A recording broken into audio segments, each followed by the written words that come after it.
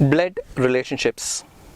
This is a topic that is related to our day-to-day life since we are bound to our kith and kin through relationships.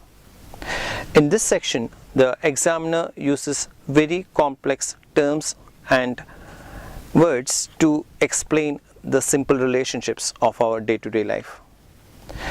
Some of the most common terminologies that we use in defining our relationships include: a father's or mother's son is known as a brother. A father's or mother's daughter is known as sister. A father's or mother's brother is known as uncle. A father's or mother's sister is known as aunt.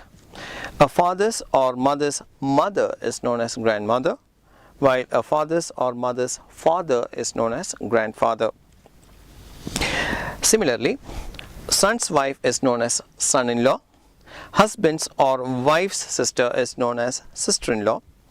Brother's son is known as nephew, while the brother's daughter is known as niece. And aunt's or uncle's son or daughter is known as cousin. Sister's husband is known as brother-in-law. Paternal grandfather's or paternal grandmother's only son is known as father. Paternal grandfather's or paternal grandmother's only daughter-in-law is known as mother.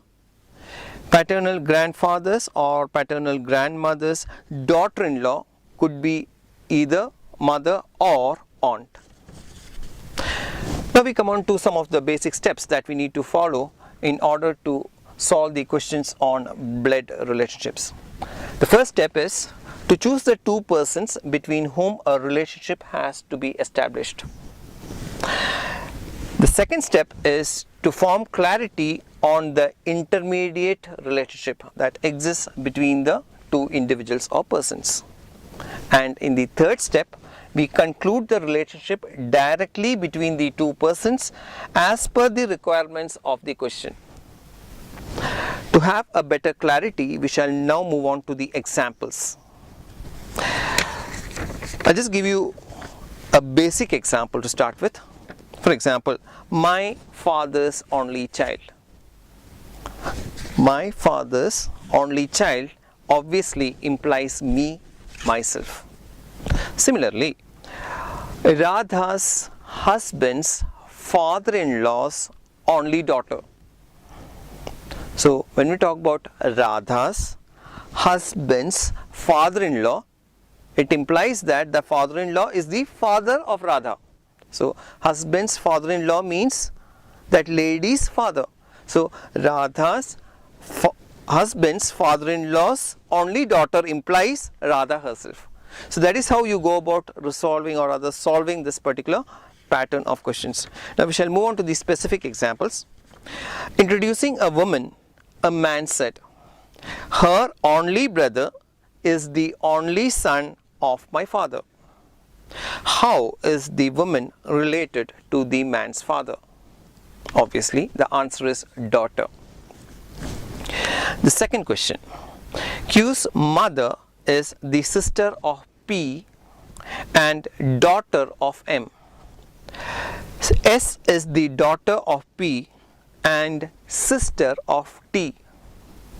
How is M related to T? So M could either be the grandfather or grandmother of T. The third question. A's mother is the daughter of V's sister. How is V's mother related to A's mother? The answer is grandmother. So this is how we go about solving the various questions that come under blood relationships. Distance and directions.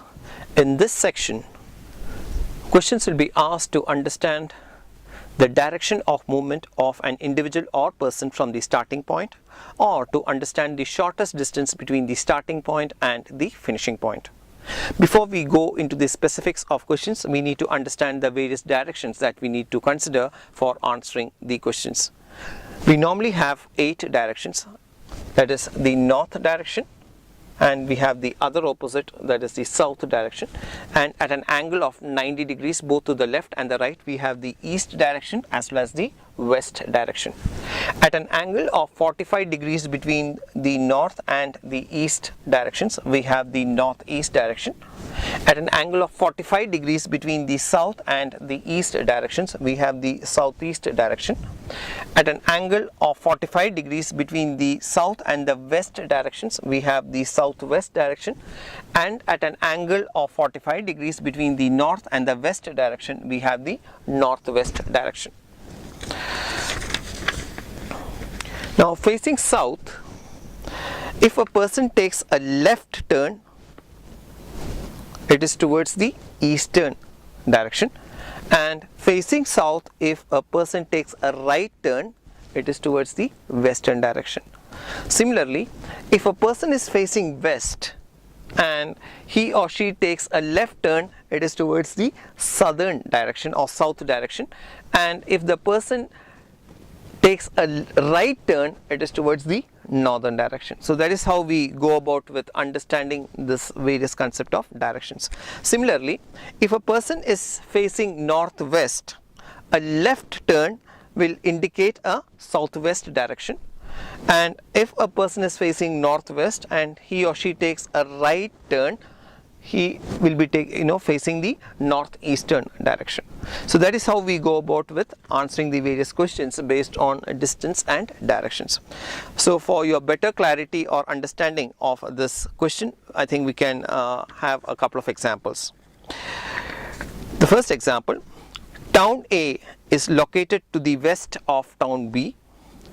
Town C is located to the south of town A. Town K is located to the east of town C. Now the question: town K is towards which direction of town A? The answer is southeast of A. The second question: from point P, Rajesh walks south and after 40 meters turns left and walks 30 meters and reaches point F. In which direction is Rajesh with reference to the starting point P? The answer is southeast. Remember, the focus on this question is the direction of the movement of Rajesh rather than the distance. Now we come to the third type of question that may be asked under this section, that is measurement of the shortest distance. From point A, Raj walks 40 meters left towards point B. From point B, Raj walks 30 meters down south. How far is Raj from the starting point? The answer is 50 meters. Obviously, we make use of the Pythagoras theorem here.